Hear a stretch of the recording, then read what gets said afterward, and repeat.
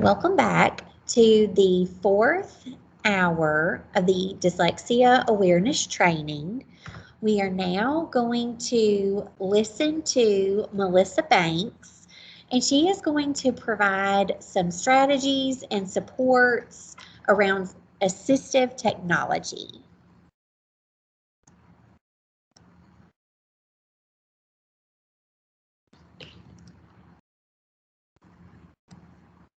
I'm going to make sure I have everything ready so we can hear her clearly.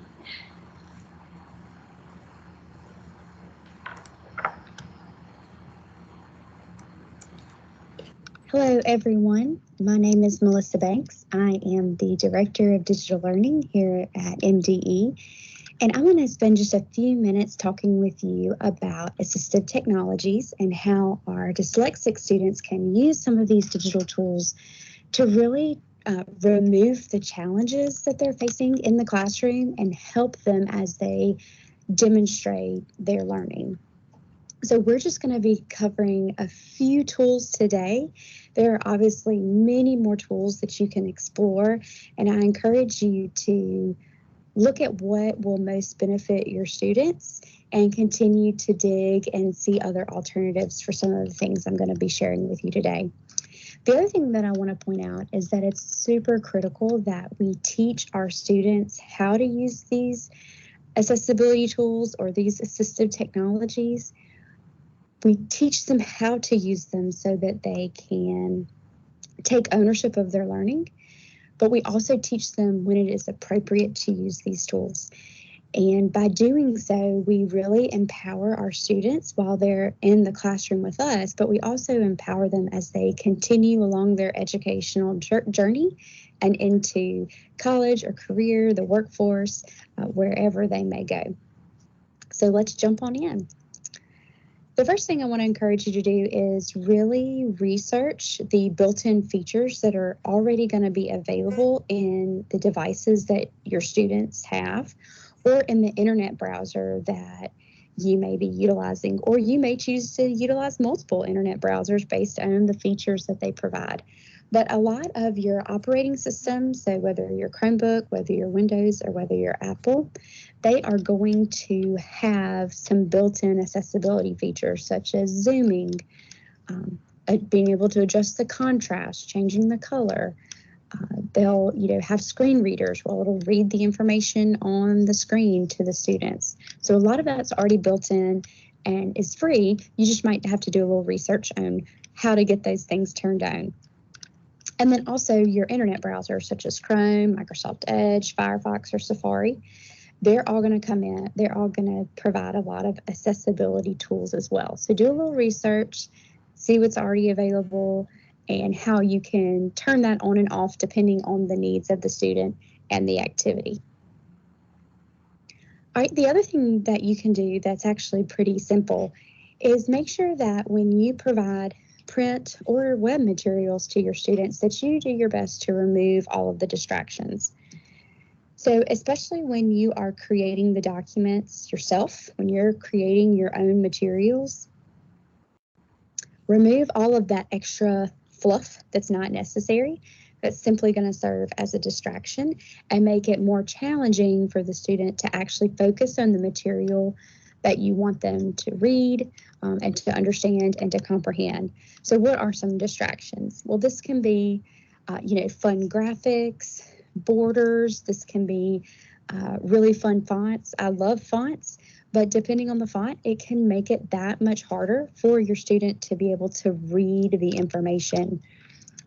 And then you also really want to consider your line spacing. So when your lines of text are really close together and your font is small and you have a font that's kind of cutesy, and that's just compounding how difficult it is for your students to be able to read and understand that material. So when you're creating things, think about a few things. Stick to the simple fonts. This is Times New Roman, Arial. I know it's not exciting, but it's going to really benefit your students. Make sure you're always typing in 12 or 14 points or higher. Don't get too small. And avoid borders and lots of clutter. And you may even consider actually taking your pieces of paper and cutting them up, chunking them, giving students just a little bit at a time, again, so they can focus on what's important. So that's when you are creating the document and you have some control. But there's a lot of things I know you're utilizing in your classrooms you have no control over, such as web pages. So I'm going to show you a couple of free extensions. Now, these are extensions on the Chrome browser. So again, you may find yourself utilizing multiple browsers, but the Chrome browser is free, and then these extensions are free as well. So the first one I'm going to show you is Mercury Reader, and then the second one I'm going to show you is Print Friendly and PDF.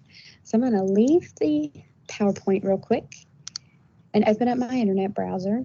So here you see, this is just a typical web page. It's the CNN.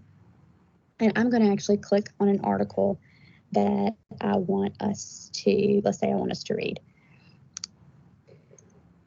Okay. Now I'm going to give this a second to load. Yeah, video is going to want to start. So as you can see on this page, there's lots of stuff happening. I've got lots of images. I've got videos trying to play. Stuff is jumping around. It's moving around. It can be really difficult for a student to focus, whether the student has dyslexia or not.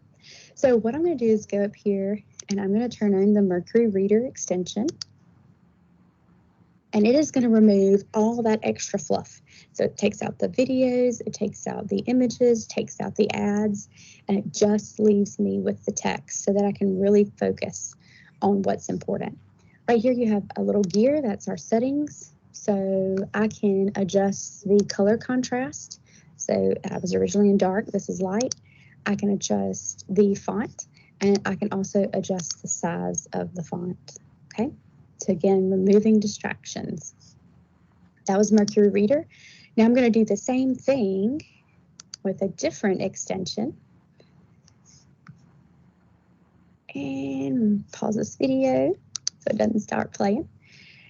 So with Print Friendly and PDF, this is where if you wanted to actually take this information and put it in a PDF, and maybe you want to post that to your Google Classroom or to your Canvas, maybe you want to put it in your newsletter or your classroom webpage, however you're going to share this information with your students, but you want to get rid of all this extra stuff. You only want to keep what's important. So I'm going to click on Print Friendly PDF. And notice that it already does a good job of removing some of that extra stuff, but I can go even further. Notice as I hover and I have this little trash can, I can delete different parts of this document, of this text. Again, depending, let me take away the picture there. So I can take away stuff that I don't need. Again, reducing those distractions. I can print this. I can save it as a PDF that I could then load and share with my students. All right, so those are two ways that you can try to remove those distractions from web pages. All right, next we're going to talk about some options that you have for speech to text within the productivity tools that you're already using in your classroom. Now, speech to text is when you speak and the computer types the information for the students. Depending on which productivity suite you're using, whether you're a Microsoft school or a Google school, each one of these tools has its own version of speech to text. In Microsoft, they call it dictation. In Google Docs, they call it voice typing. Again, it does the same thing. You have to go in and actually turn it on. But this is a great way to have your students focus on their thinking and focus on what they want to say and not get so caught up in the actual act of typing. So it can just, again, help free up some of that brain space so that the students can focus on what's really important. So the reverse of that is text-to-speech options. So this is where the computer, the operating system, the web browser will read the text to the students. Again, check out your operating system, check out your web browser. Many of them are going to do this for you. You just have to know where to turn it on. But I'm going to show you another great tool, and it's called Immersive Reader. And this is available on any Microsoft program that you're using. And it is a text-to-speech platform, but it does so much more. So we're going to switch real quick over to this online Word document that I have. Okay, so notice I've got all these words. I'm in the View ribbon, and I'm going to click on Immersive Reader. Notice immediately my whole screen changes, okay? If I go up here to the right-hand corner, I've got some options. So I'm going to click on my text preferences. I can adjust the size of my text, okay? I can choose to turn on or off the increased spacing. So again, going back to originally, we want to make sure that our text is clean, our text is big, and we've got space in between it. It just really helps our students. So I can do that. I can change the font. I can change the color contrast. Okay, and then there are even more options there. So those are just simply the text preferences. There are also some grammar options that are really, really cool, but for time's sake, we're going to just click over here to the reading supports. The first thing I want to show you is the line focus. So I can turn the line focus on. So again, it is literally just focusing in on those lines that I think are most important. Okay, and I can adjust how many lines I see at a time. Okay, which is super, super beneficial. The other thing that I can do is I can choose to activate the picture dictionary, so I can turn that on and off. And the picture dictionary is going to do exactly what it sounds like. It's going to provide a picture for words. It's not going to have a picture for every word, but it will have a picture for some of the most common words that are available within the program that can just support your students as they're reading. There's also some great translation options. But the last thing I want to show you, remember we started this all with text to speech. So you can go down here and hit the play button. And it will read to them. And I love that it highlights the word that it is currently reading. You can change the settings down here as far as speed and the voice and that type of thing. But this is a really, really powerful tool. All right. Next, some note-taking and studying supports. And really I want to kind of focus in on the audio and visual supports that some of these tools provide. So we have two options here that are similar. One is called Microsoft OneNote and one is called Evernote. So both of them allow you to, essentially it's like a big digital notebook. So it allows you to collect images, files, you can insert PDFs, you can annotate on top of the PDFs, you can type, you can add stickers, so many things that you can do. Microsoft OneNote actually will allow you to create audio recordings so you can make audio notes to yourself. So these are really great ways to support students with audio and visual supports in their note taking, and then also it can really help them with organization. And then a great study tool is Quizlet. This is an online flashcards. They have a website or they have apps for iOS or Android. And teachers can create flashcards for their students, or especially your older students, teach them to create their own flashcards to support their learning. You can add images and audio to those flashcards. And then once the flashcards are created, there's all kinds of different ways that the students can, quote unquote, play games with those flashcards to help them as they're studying that material. And then last, really quickly, I want to touch on spelling and grammar supports. So the two really great options here are programs called Grammarly and Ginger. You can access these supports through the web. And essentially they're just, I like to call them spell check or grammar check on steroids. It's just a really powerful spelling and grammar check. And it gives students the like a really great explanation for why something may be incorrect. It gives them options for how they can correct it, and really just builds their knowledge of what is right, how can I make this better. So those are great options for the web. But what I also love about them is that they each have an app for your phone. So whether you're Android or iOS, you can download the program that you like, and then it will provide that same support for spelling and grammar while in text messages, when you're typing an email, if you're posting on social media, it will provide that same support for your students. So again, thinking about how we can continue to equip them once they leave us here in our classroom or in their educational journey, this is a really great option. All right, so that was super fast, but if I can help you with any of these tools, or if there's other things that you want to explore, please don't hesitate to reach out to me. I'm happy to help in any way I can. Okay. Hello, everyone. My name is Melissa Banks. I am the Director of Digital Learning. Okay. That was great information by Melissa. And so now I'm going to turn it over to Jada, and she is going to talk to us about the dyslexia scholarships and the grants that are available, getting our PowerPoint back together.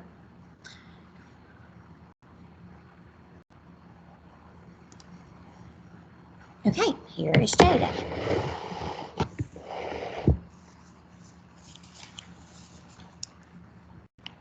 Okay. We have a scholarship available for students who have dyslexia here in Mississippi. The scholarship provides the option to attend a public school other than the one to which assigned. Now, that public school that the student is wanting to transfer to must have a licensed dyslexia therapist, and also the district or school must be able to accept that new student who is wanting to transfer. It funds students to attend a qualified special purpose non-public school that offers Orton-Gillingham-based instruction provided by that licensed dyslexia therapist 5 days a week. It redistributes public school funds from the public school to the special non-public school in that case. All right, and at this point, approximately $7,152,315.06 has been awarded.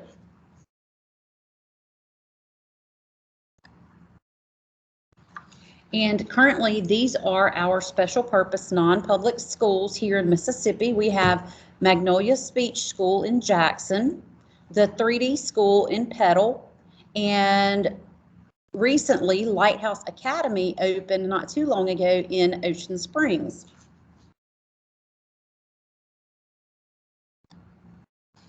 We also have a grant that's available on a 3-year grant cycle. So this 3-year grant supports students with dyslexia and or related reading disorders in general education.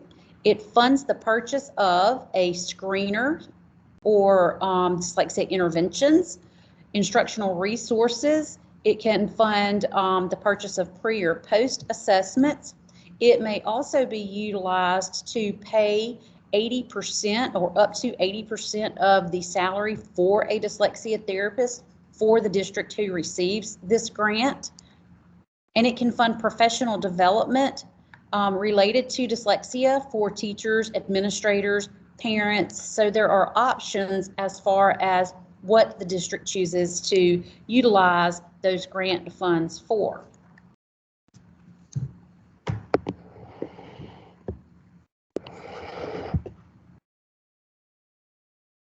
Okay, before we play the video, I did want to just show the districts that receive the grant for this 3-year cycle. So that's Chickasaw County, George County, Jones, Lauderdale, and Neshoba County. And you see here, each district receives the $45,000 per year, and then they get a total of $135,000 for the 3 years. Okay, I'm going to transition us over to a video from Neshoba County. Let me get them pulled up for you. I always have to make sure I've got my audio settings on. I have to do it each time. Okay, let's see. All right, we should be ready now.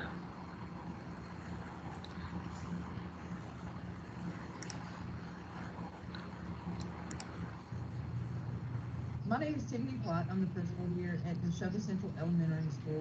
I have with me Ms. Mary Lou Johnson, and she is our dyslexia therapist. We wanted to share with you a little bit about our dyslexia therapy program that we have at Neshoba Central. To give you a little background, we are a pre-K through 5th grade elementary school. We have approximately 1,400 students and about 165 staff members on our team here. A few years ago, we knew that some of our students needed help in the area of dyslexia. Now, we recruited, we interviewed, and we were very lucky. What we did once we got Ms. Johnson on board was, that first year, it really took us some time to look at our scheduling, to look at how many kids we could serve, how many students had dyslexia diagnosis, how many did not, how many had flagged on our kindergarten and first grade dyslexia screeners, and how we as a school could best serve and meet the needs of all those kids. One of the key things that I would say is probably the number one factor in our program being successful today is that we had to have not only myself, our teachers, our support staff, our special education director, our assistant superintendent and superintendent, all on board with that same mission of making sure that we provide students with dyslexia therapy. The second thing that I would say is probably the second most contributing factor, the biggest contributor to our success with this program is scheduling.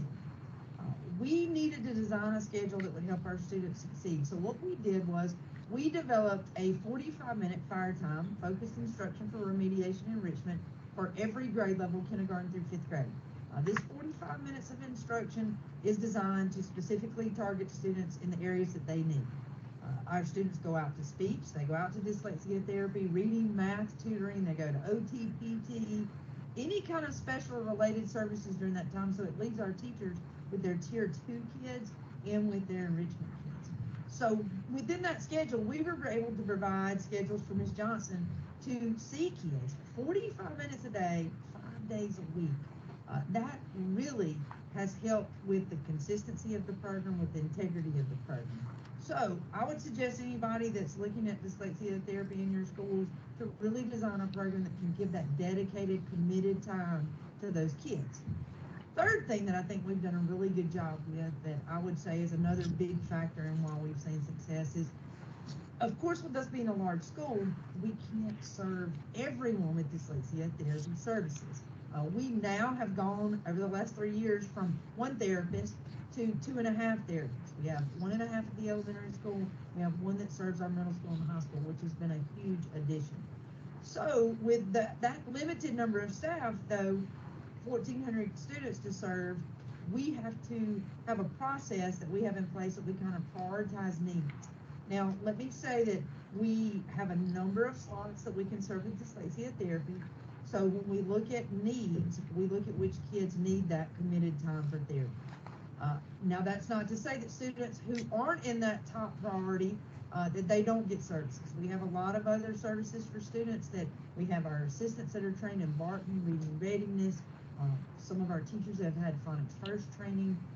We provide those services, tutoring in math and reading for kids that need it. So, but that has helped us a lot to have a common vision, a schedule that allows for that dedicated time, 5 days a week, 45 minutes a day, for our kids to receive dyslexia therapy, and then knowing that we can't serve everyone through our therapies. So that's a little bit how we've worked our program, and I'll let Ms. Johnson talk a little bit about the resources that we use to serve students once they get into the therapy. We've been able to have grant funds, which is a huge plus, and I know I would love that allocation for all of our schools in the state of Mississippi, because with that, the therapists, we all have our masters in dyslexia therapy, and we know we collaborate together. Our middle school, high school therapist is Erica Gray. Our interventionist, Shanna Swindle, and we share a room together. So we collaborate together, and we talk about the resources that we need. We're able to pinpoint the best resources for our students. And as Ms. Plott has said, that schedule is critical, because the teachers know when we're going to be pulling those students. It's across the board. That is a dedicated time that we get that really intense multi-sensory instruction in for our students. And we all know, you know, the nature of dyslexia. It takes repetition. It takes maximum number of days that you can get that therapy in, and it also we need it over. It's not a 1 year, 2 year over and done for our students. And I think that's a lot of the problem. Some of our people don't understand that dyslexia is a lifelong, um, I don't want to say disability, it's just a learning difference. But those students, if they have the opportunity in a school system to receive that, we're able to give that maximum number of days when they're in elementary school, that key time, kindergarten, first grade, second grade. But then as they develop and they become more fluent readers, that therapy looks different. So each one of the therapists, we're able to design a program, and the administration backs us where we can deliver the most appropriate services for our students. So to me, that's a key component of a successful program. And I will say real quick, that schedule with that fire time schedule, that is not our specials time. That we do not pull for that time for music, art, PE. That was a huge thing that we wanted to all make sure that we provide our students with, is a dedicated time to get what they need. So, and also time that they don't miss the PE, the recess, the music, the arts. So that is a separate schedule built within the day. And they don't feel like they're being punished. And I'm speaking as an educator, as a parent of a dyslexic learner. Our students are so tired by the end of the day. So what better gift can you give a dyslexic student for them to be able to have that dedicated time during the day? And then when they go home, they can relax a little bit. I mean, they have so many pressures. So I think it's critical to be able to provide this in a public school for these students to be able to get this intense therapy. It's very exciting for me to be able to see this in the state of Mississippi. We're ahead, so far ahead of so many schools in the nation, and if we can just get this information out, it will continue to spread. The last thing I'd like to say is I think being here this is my 4th year here, and Miss Plott, Dr. Brantley as a superintendent, he's allowed the therapist, he's allowed Miss Swindle and I to do in-service training for our school. We've been able to do dyslexia simulations for other teachers to be able to see through the eyes of a dyslexic learner how difficult that can be, and it's created an awareness throughout our school district. He's allowed me, I've been able to do like a talk show to get that information out to the community through a radio show. And I think that has given more success to our students. We've been able to provide yearly training for our parents. We have open communication. So it's just not a one-person show. Dyslexia therapy, for it to be successful, it takes the entire school district, community, everybody working together, and we are just very blessed to be able to see the success that our students are having each day, and that's what makes it all worth every bit of it. So I'm excited to be able to share this. I hope this takes root across the state of Mississippi. And I'll just finish up by saying that, you know, as we said, the three main components to our program have been the vision and the mission, everybody being on the same page, pulling towards the same goal. The scheduling, how we utilize our staff, how we've manipulated that to make sure our kids are getting the time that they need, and we have the staff to provide that. And the third thing is just making sure that we are looking at our students and we know what they need, and that we're able to then get them in the right programs.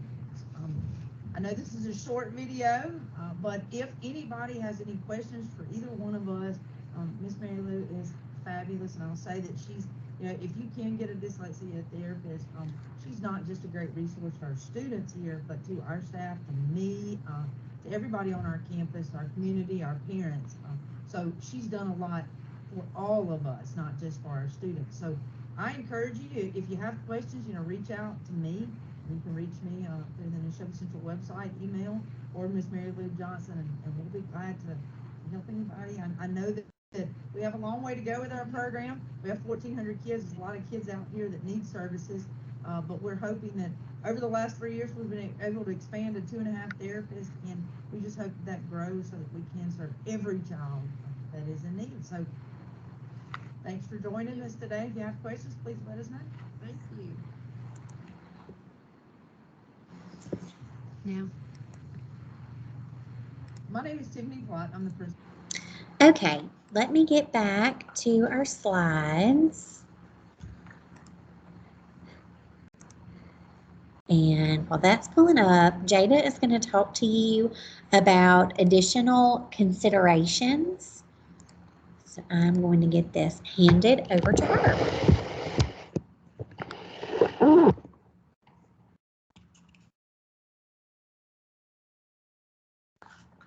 Okay, so many of our students with dyslexia also have other disorders along with that dyslexia. One, for example, is attention deficit hyperactivity disorder, or ADHD.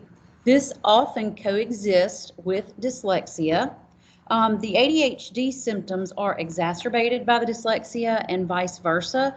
A lot of times that dyslexia and that ADHD, it's kind of hard to tell apart because there are similar characteristics in many cases. There are 3 types of ADHD. There's inattentive. Basically, the student might appear to be paying attention, yet that student is not attentive as far as receiving that information. There's hyperactive impulsive, and then combined disorder, which could be a mixture of both of those, inattentive and the hyperactive impulsive. ADHD is familial, just like dyslexia is, so it does run in families, it's hereditary. Again, those similar characteristics exist, such as information processing speed challenges and working memory deficits. Some classroom supports for our students who have dyslexia and also have ADHD. It's really important to provide specific organizational training to these students, and this is applicable to all ages of our students, elementary through high school and post-secondary. That time management piece is important, teaching them how to manage that time, teaching them to utilize, for example, timers, teaching them to utilize planners or calendars, keeping their materials organized, cutting down on clutter of materials so that there's not, excessive things in backpacks or desks or cubbies or storage areas, too many materials that are not being utilized, or trash, for example. I know in many cases, assignments that maybe haven't been completed will be crammed in like a cubby or a backpack or something. And to students who are struggling with dyslexia and ADHD, that might even be kind of a way of out of sight, out of mind.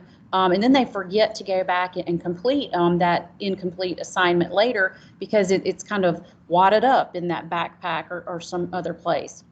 We need to make sure that we keep expectations clear and consistent. So, and be mindful too, even when we think that we are being clear with our expectations, or we're being clear with directives, for example, or instructions, sometimes a student with ADHD and dyslexia doesn't really comprehend what we're conveying to them. So we may have to reword or paraphrase our expectations. And we want to make sure that we revisit expectations as needed, because it really does take many exposures to being able to organize, for example, to get that student to organize on their own independently. So many times that we will model what we are expecting, and we'll have to remodel, and we'll have to really utilize patience as teachers and interventionists and dyslexia therapists. Other classroom supports, of course, limiting distractions as we can limit those distractions. Providing immediate and frequent feedback to our students. So, students who have, let's say, for example, prepared for a test for many hours or worked on a project for a length of time, they really want and crave that immediate feedback so that we can tell them what was great about what occurred or what was turned in or the assessment that was completed. And then also have conversations about how to improve other parts if there needs to be improvement for later. Provide opportunity for brain breaks. I know that students with ADHD struggle taking notes for long periods of time. They may be really struggling to get those words on their paper, and they're not really processing the content of what is being taught. So giving them those brain breaks can help them to get back to focusing and actively paying attention to that content. Breaking down assignments as we can into smaller, more manageable tasks for our students.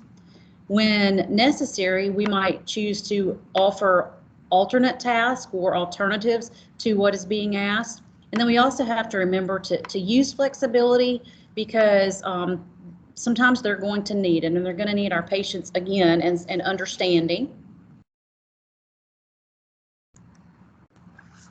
So on your session 2 handout, we are now on part F, so it's question F.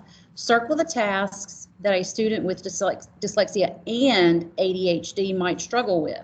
So those choices are time management, organization, and communicating with teachers regarding his or her struggles. So think about maybe that student struggles with communicating about what he or she needs to be successful. So circle your choices, and you might want to pause the video at this moment and take a moment to talk about this question and these answers with your staff.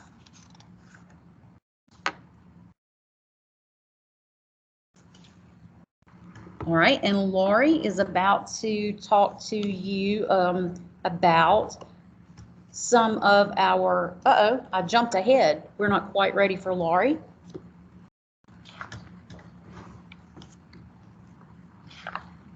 I'm going to talk to you about social emotional factors that may also contribute to students who have dyslexia.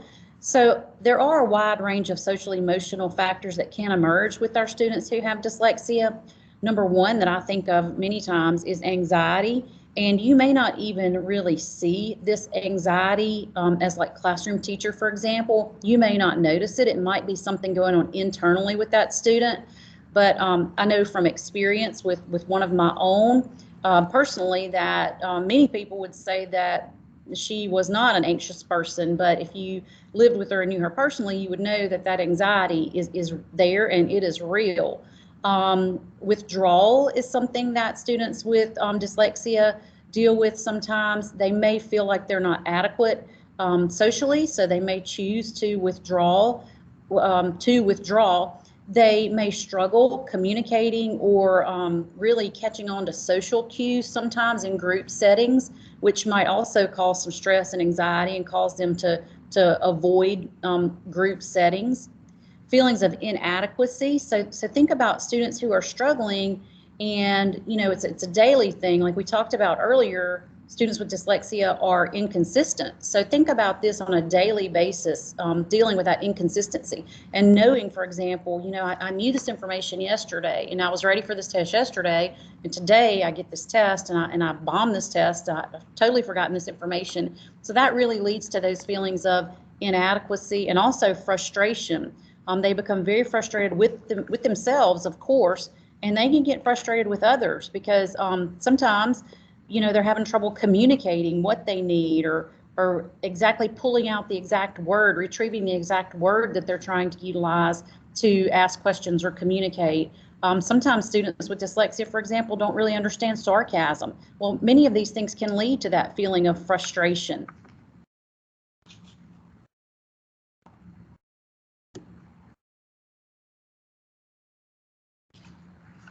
So what we can do to support these students is acknowledge those social emotional struggles, praise students for working hard even when that outcome is not perfect. So maybe it's not exactly what we wanted, but they put forth that great effort and we can assist them in understanding how to improve it. So giving that praise, assisting them in recognizing their strengths, because every student with dyslexia has many, many strengths. And so helping them to know what are their strengths. They recognize their weaknesses usually, but then also, kind of steering them in the direction of working towards their strengths and utilizing those strengths.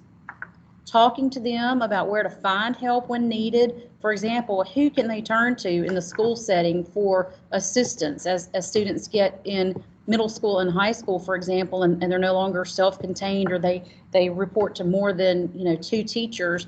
What faculty and staff can that student go to whenever he or she has questions or needs clarification or needs additional support? Also teaching them, how to reach out by email, how to send those emails and communicate about when they don't understand something, when they need clarification, and not just sitting quietly. So, again, remember those things such as that anxiety and that frustration, because sometimes these students might not communicate with teachers because they really get anxious about that communication, and they need to be able to communicate in order to be successful in the school setting. So teaching them those skills, that self-advocacy piece is really important. So teaching them how to advocate for themselves respectively or respectfully with teachers and staff. All right, so now we are at session 2, handout, part G. What is a social emotional struggle that a student with dyslexia might have? So you can list 1 social emotional struggle. If you want to pause the video to talk about this question and this answer, you may do so. And actually, instead of listing 1, you might want to list 4. So instead of 1 social emotional struggle, you could list 4 social emotional struggles on your handout. But if you list 1, we're good with that too.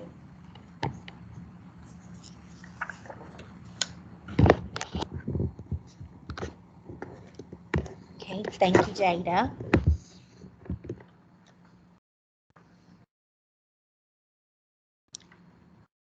Okay, now we're going to transition into looking at how we support every student with dyslexia. So first off, let's look at our English learners. Many times our English learners are often missed in the identification process of dyslexia. So here are a few things for you to consider. Has the student been provided the opportunity to learn to read? Is the student provided with sufficient home support in learning English? And how long has the student been learning at English? And with all of our students, it is important for us to look at all of the available data. So we don't ever want to rule out something by just looking at one data source. So use your multiple data pieces when making decisions for your students. The next group of students that we're going to look at are our gifted students. Gifted students are also often overlooked with reading difficulties.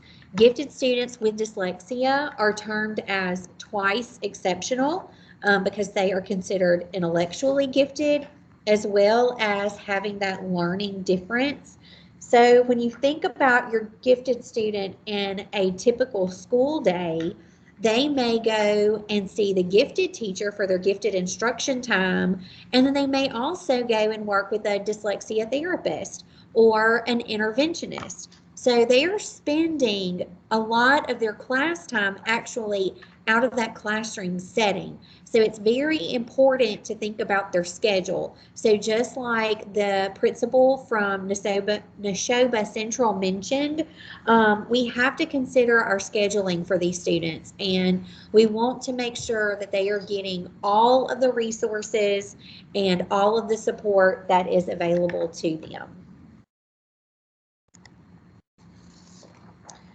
And then when we consider our students that are also receiving speech services, so some of that support may include practicing their oral language skills in sentence structure and syntax to help develop understanding of words, and then providing vocabulary development activities.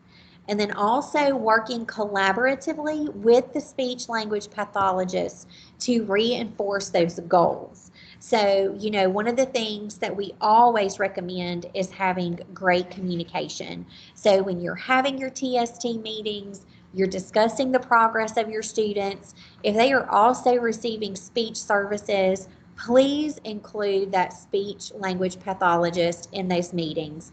They also need to be part of the conversation so you can hear the progress that they're making.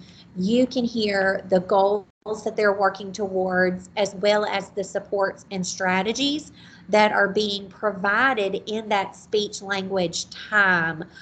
So work together, work collaboratively, and share those ideas so the student can see that growth over time. It's so important to remember the whole child and the importance of working together to meet the student's needs. Okay, now we're going to share a final video from Lamar County. So let me get my video pulled up. I'm going to expand it for you. Okay. Hello, I'm Cindy Peden. I'm the Dyslexia Coordinator for the Lamar County School District under the leadership of our Superintendent, Dr. Stephen Hampton. Several years ago, after looking at data of those students in kindergarten and first grade who had failed the Mississippi Dyslexia Screener, we went into action to implement programs, Orton Gillingham-based interventions and teacher professional developments in order to help these students who showed dyslexic tendencies or who actually received a dyslexia diagnosis. That went on for a while, and we looked at that intervention, we looked at that data, and this prompted us to go ahead and apply for the Mississippi Dyslexia Therapy Grant, or the Dyslexia Grant, provided by MDE. We were awarded that grant and hired a certified dyslexia therapist to serve in our Purvis schools. Over the 3 years, we looked at the data, we looked at testing data that all showed that there was quite an improvement for these students. And we made a plan of how the therapy would work within the public school system for us. We had to work with scheduling, we had to work with parent education. There were many parts and pieces that went into that program over 3 years, and our therapist did a great job. After the grant was finished, we were able to use ESSER funds to look at hiring dyslexics for our district. So our superintendent and his cabinet came together, and we made a plan, and that's what we're doing at the present time. We are doing our best to look at how this will work in our kindergarten through 5th grade, where we have 11 therapists serving. We're very excited about this program. We are working it based on what was done in our Purvis schools through the dyslexia grant, and we are having to add to and edit to the program as we go. But we're very excited about this, and we have great hopes for the future. Thank you so much for listening. Okay, thank you, Cindy. And it looks like her picture stopped showing there at the end. So I don't believe you missed any of her information. It just looked like her picture stopped there at the end. Okay, so if you would look at your handout, it is letter H. Dyslexia may affect which of the following students? And you've got 3 choices there, and this is just like a little review. Gifted, English learners, and speech language students. So I don't even think you need to pause the video. This just goes right along with what we were discussing earlier. And of course, we know it can affect all three of those categories. And so it's important for us to keep that in mind as we are working with our students, that we are giving them the support they need in all of those areas. So we have the Dyslexia Handbook. If you have heard me speak in the last few months, you have heard how we have been working diligently to get the Dyslexia Handbook ready to be released, and we are finally there. You can see here the sections that will be available in the handbook. We had a committee come together with external input, internal input from the agency. We sought out teachers, classroom teachers, administrators, dyslexia therapists, and other professionals, parents from across the state, to be sure that we included the information that needed to be shared with you as you work with our students. So look for that. It is absolutely in the final stages of review. And so definitely, you see here it says 2022 Dyslexia Handbook, but we are definitely looking at a January release date. It is happening, it is coming. And so we are very excited about that and getting that into your hands. Okay, so that is the slide, and we just went over that for our students. So that concludes the 4th hour of the training series. Please feel free to reach out if you have any questions regarding the covered content, or any questions about dyslexia and related reading disorders. And you'll see on the handout, so if you still have questions, please reach out to us. That is our office number on the handout, and I'm also going to share our email addresses with you at the very end. So before I do that, I'm going to click through the resources and get to our special thanks. You will notice on the website, we will have the PowerPoint slides. We will have the slide deck available for you. We will have the handout available for you. We will have the video recordings available. Here are our special thanks to all of the amazing ladies that shared their stories with us today. We knew that it was important. Y'all heard from us for the first 2 hours, and so we knew it was important for y'all to hear from people across the state who are doing this work. Currently, presently, they have seen the growth of students that have received the appropriate interventions and accommodations. So we wanted their stories to get out there. So after you view this, we wanted to give you a little guidance, and we're also going to send out additional guidance on what to do next. So there is a spreadsheet on the website that the principals should fill out, and the teachers need to sign, saying that they have viewed all 4 hours, and the principal will also sign that and send that to our office. And so I've got the email address where it needs to go to on the website, and you will submit that information to us, and then we will work with your principals to get you a certificate of completion. Many of you are interested in CEUs. So we are finishing up with the 5th hour. So keep in mind, the 5th hour is not required. You are only required to do the first 4 hours of the training. But if you're interested in CEUs, then you're going to need to do that 5th hour. It's an independent case study, and you will submit that. and we are working closely with Ole Miss to get those CEUs available for you. So be looking for that. Of course, we will send all of that information out, and you will have access to that, so you can get those CEUs if you're interested in that. Okay.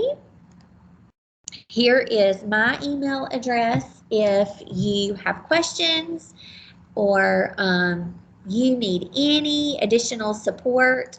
And here is Jada's email address, same thing. So if you have any questions about dyslexia, MTSS, please reach out to us and we are here to support you. Thank you for everything that you do for our students across the state of Mississippi.